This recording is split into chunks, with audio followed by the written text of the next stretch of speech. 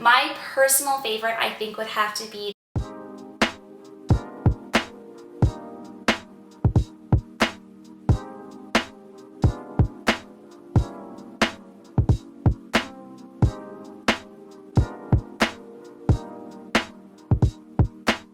Hello beautiful people, welcome back to my channel. My name is Caitlin for those of you who are new here. So today I'm going to be showing you 7 different bullet journals that you guys can use when starting off as a beginner. This is something that I really wish that I had out there when I was starting to bullet journal to answer questions like, should I use lined or dotted or even a blank bullet journal?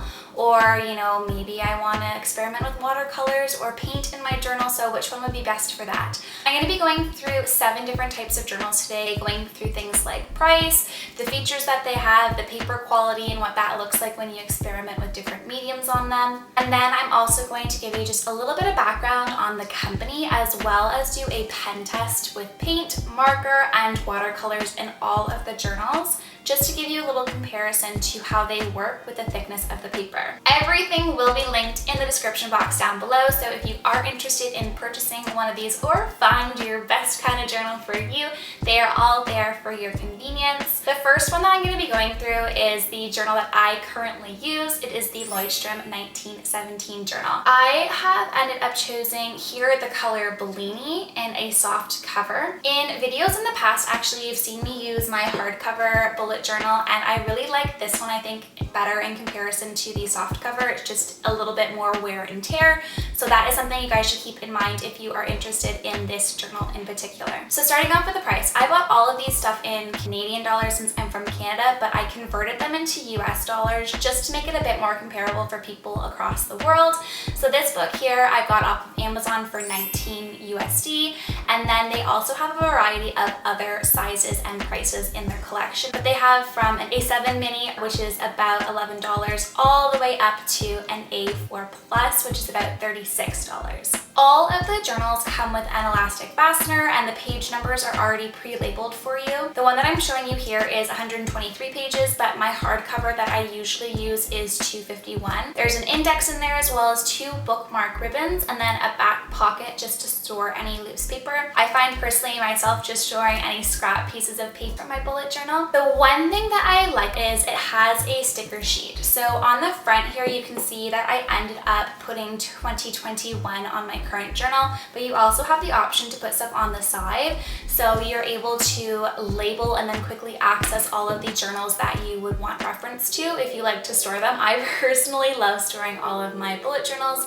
and this is a really convenient way for you to just keep track of it. Other options that you have are different colored bullet journal books. They have a wide variety of ranges in colors, but they also do not only dotted, but blank, lined, and grid notebooks. One thing that I actually like that they recently came out with was this gray paper and white dots, and then you can take a photo of it with your phone and upload anything as digital notes. The grid spacing for this book in particular is 0.5 centimeters per dot, and then it has 26 by 37 dots going down. The paper quality is 80 GSM, so that's not really thick in comparison to the other ones that I'm going to be showing you today. So if you're using different mediums in your bullet journal, which you'll see here, I ended up doing a marker, a paint, a pen, and watercolor test. And you can actually see that there is a lot of casting in the back of the bullet journal. There's also a lot of bleed through when you look at the Sharpie marker, as well as anything that's really dark and colored. The watercolor bled through a bit, and as well as the acrylic paint just at the bottom, you can see that shadowing. Number 2 that I'm going to be showing you today in the different comparisons for bullet journals is Moleskine. So this is a really big competitor to the Leuchtturm journal I just showed you before. I picked this one up in the gorgeous myrtle green color. I'm really digging this color, gotta say. This journal, they have a variety of sizes. This one's just a large. They have other ones like extra small all the way up to an A3, varying in prices. This one was $24, but you can also range from $14 to $28, depending on the size that you get. The number of pages in this bullet journal is 240. This doesn't have numbers in the bottom corner, or it doesn't have an index. I personally don't use an index, so that wouldn't really bug me in this journal, but if you like to have somewhat organization and know where things are in your journal by labeling them, that would not be a bullet journal for you unless you want to preset it up. Like the Lloydstrom 1917 journal, it has an elastic fastener, a back pocket, and it comes in a variety of colors. It's either dotted, lined, or blank pages. The one drawback, and I really wish that they didn't do this, is it only has one bookmark. I love personally marking a whole bunch of stuff in my journal. So for example, this past month, I would mark my calendar, I would mark my gratitude page, and then I even end up using the elastic fastener just as another bookmark. So 3 bookmarks is kind of what I like to use. Depending upon your needs, it's really gonna make a difference, that one bookmark. The paper coloring is off-white and it has a 70 GSM, so it's a little bit thinner than the Lloydstrom journal. The dot grids, again, are 0.5 centimeters apart, and if you end up doing the grid spacing, it goes 24 dots across and 40 dots down. Because this paper is so low in GSM, having the different mediums, again, like paint and watercolor, you can see here, are just gonna bleed through and cause shadowing in the back. Again, things like that Sharpie pen stood out and it bled through really bad. You can still see shadowing on every pen that I ended up using in the journal. The one thing that I do like about this journal is that if you open it up and break in the spine, it actually lies 180 degrees flat. That is super key for me and something that I don't actually get out of my Lloydstrom, so it was a little bonus from this journal. Something that I really wish that I knew before starting to bullet journal is there's so many bullet journals out there. It is ridiculous. If you go on Amazon and you just type in bullet journal, you scroll for days. Oh my goodness, with how many stuff there is, colors, sizes, and that is where I ended up finding this one. I was actually really surprised with how this turned out. This journal is called Essential Dot Matrix Notebook, and it comes in 2 different sizes, either the A5 or the A4. A little bit about this journal, it is only $12. Yes, so if you are new to bullet journaling and you don't really want to invest in like a $36 journal, I know I have a couple ones that are on the more expensive side, this would be a perfect one for you. And honestly, I was really surprised with the pen test results. So it's a really good bang for your buck. The dot sizes in this journal are 0.5 centimeters apart with 26 by 38 dots, and it has a page count of 192. There's just an elastic band out on the covering and the back pocket. The only thing is it's a single ribbon journal again, so it wouldn't really be something for me. In this journal, there is also no page numbers nor an index. And one thing again is also lays flat when you break in the spine. Now here's where I tell you where I was most surprised with this journal, and that was with the paint, pen, and marker test. You can see here when I'm writing everything out, the pens that go through is just the Sharpie. There's a little bit of shadowing on some of the darker pens, but it's not as noticeable as the ones that I've shown you before. Just with the watercolor at the bottom, it does end up bleeding through a little bit.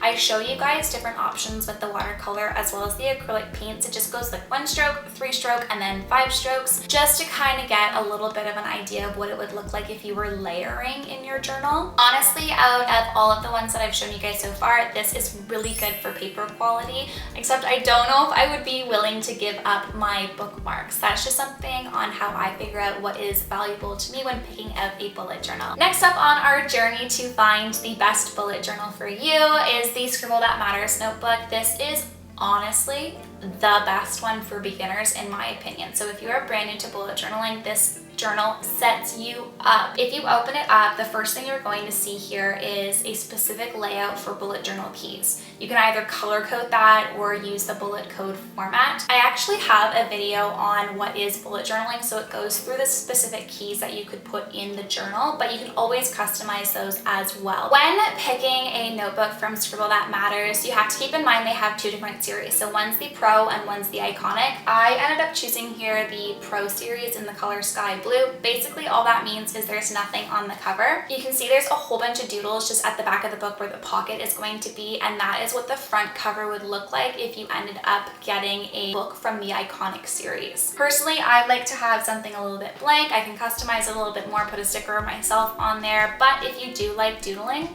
honestly it would be a really cute journal for you. This journal, like the one in the past, does have an elastic fastener, a back pocket, and the page numbers are 153 pages, and my favorite has 2 bookmarks. Something that I thought would be really cool is that they have a pen loop, and it actually includes a pen with it. So this is a fine liner in 0.4 millimeters, which I thought was a nice added touch. Not a lot of people include a pen in their journal. The paper quality in here is amazing. I absolutely love it. It is pure white, 160 GSM, going for the price of $24. The grid spacing is 0.5 centimeters apart, and it goes 26 by 38 dots. If you don't actually want something as thick as the one that I got here, they do have 100 GSM paper, also pure white, going for $20 instead. The one thing that the company claims is that it is bleed proof and ghost proof as well in the journal. So going through the pen test, you can see here just on the back that the Sharpie does come through a little bit, and on that 5th watercolor one, it also just kind of has a bit of shadowing. But other than that, honestly, there has been no shadowing. This is the best one so far for that paint, pen, and marker test.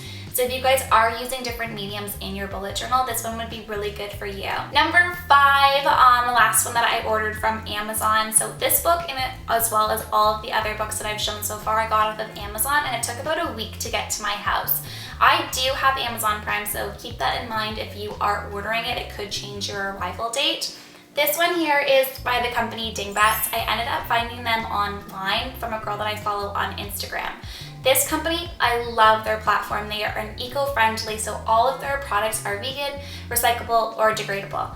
They end up actually donating 2% of their revenue to a corporation called WWF UK. The journal that I purchased here is the Artic journal for $24. It is a silver gray with a polar bear on the front and has these black embellishments with 2 bookmarks, a pen loop, and an elastic fastener. When you open up the journal, the first thing that you're going to see here is the information sheet. This one here is all about the Great White North because I had purchased the one with the polar bear on the front, but it changes depending upon the journal that you get. The journal is unique in the sense that the way it indexes is based on a key system, so you can color code one section of the journal on a specific topic. When looking at the paper, it has an off-white color, and the dots are 28 by 39 across. The paper only being 100 GSM really did affect the pen, paint, and watercolor test. As you can see here, just at the back of my journal, the Sharpie marker really went through, along with the watercolor and the acrylic paint. Some of the jelly rolls actually didn't go through at all, which was really nice, but you can see shadowing just on the rest of the products. Now, I know I have gone through a lot so far, and I'm hoping that what I'm showing you today is going to help you pick that best bullet journal for you.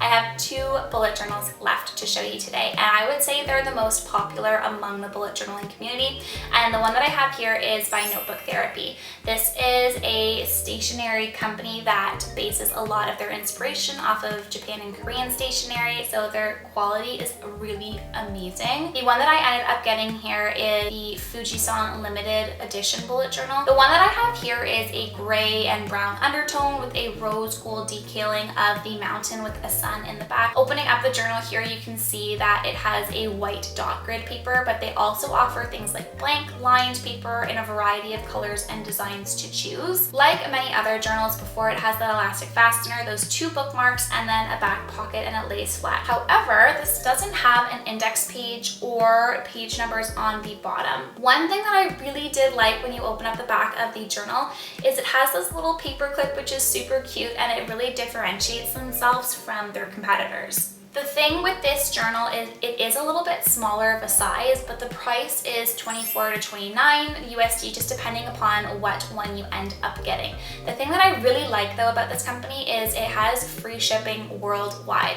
So that is not something you have to pay for, and me being international to where they create the products is really nice to have something like that. The number of pages ranges from 128 to 176. I ended up buying the 128 size, so it's a little bit thinner. All of of them have the grid spacing of 0.5 centimeters, and this book has 24 dots across and 35 down. It's on the 160 GS ultra thick paper, so the company claims that there's no ghosting or bleeding, and again, you can use a variety of different mediums. So I put that to the test, and what you can see here is it really does live up to the claims. The only thing that really went through was the Sharpie marker and as well as the watercolor on that 5th brush stroke, but everything else you cannot see. There's no ghosting, there is no bleeding, so that is a really good quality paper. Personally for me, I don't know if I would necessarily choose this just because it is a little bit smaller and I like having a bit more space to write in, but if you like something a bit more compact, perfect journal for you. So the last one that I'm showing you, I'm probably the most excited for because I've never actually tried the journal out, but it is the most hyped up, I would say, in the community. So this one here is the Archer and Olive A5 size journal. It is a gorgeous color. There's 192 pages just specifically in this one. I ended up choosing the gold yellow color here with a sun decal on the front. The one thing that I really love about this journal is the 2 bookmarks, and this one actually has a little design on the bottom with their logo on it, which I think is a cute touch. It also has an elastic fastener, a pen holder, and then a back pocket. The only thing that it doesn't have is an index or page numbers at the bottom, so you would have to set that up for yourself. For me personally, I don't actually use an index, nor do I really need the page numbers, but I know that a lot of people just usually set them up at the top and then number as they go. The number of pages ranges anywhere from 112 to 192, and if you're a fan of white paper, this is definitely a journal that you would want to choose. It has ultra thick 160 GSM white paper with the dot grid spacing of 26 by 38 dots. So this one comes in a dot grid paper, but they also have lined or they have blank paper as well. This one again is white, but they have black, craft paper, rainbow paper, and then watercolor paper. So lots of options out there for you guys. If you don't like the outside color, they got you covered with more. The one thing is this is the most expensive journal out of all of the ones that I've shown you so far. So it is 36 USD. Like the other thicker paper, this journal really stands up to the pen test. The company claims no ghosting, no bleeding, and it's perfect for markers, fountain pens, and even paint. So that's exactly what I did here, and you can see that the watercolor and the acrylic paint results are so beautiful in this journal. There is no shadowing, no bleed through. You could say there's a little bit in the watercolor on the 5th stroke, and the only one that really shows through is that Sharpie marker. Something else that I really liked about this company is that they had 100% customer care, and their products are both eco-friendly and vegan. When I ordered this book, it took about 2 weeks to get to my house, so that is something that you guys should keep in mind if you do think that this is the best bullet journal for you. Now, with all that being said, I think the best bullet journal for a beginner out of the ones that I reviewed is the Scribble That Matters. It comes in at a great price. It has the bullet journal already laid out for you with the key, the pen test at the back, and the indexing. Really good quality paper as well. My personal favorite, I think, would have to be the Archer and Olive one. I like not having an index or page number, so that is something that would influence my decision personally. And I also really like the vegan and eco-friendly standpoint that they have. So my personal favorite out of all of the ones that I've shown today would be that one. If you guys do have any questions about beginner bullet journaling, what one you should choose, leave them in the comments down below. I really hope that you enjoyed the video. If you did, make sure to smash that like button, hit the subscribe button, and comment down below. It really does help support my channel to grow. Also comment what you guys would like to see next time. All right, bye-bye guys.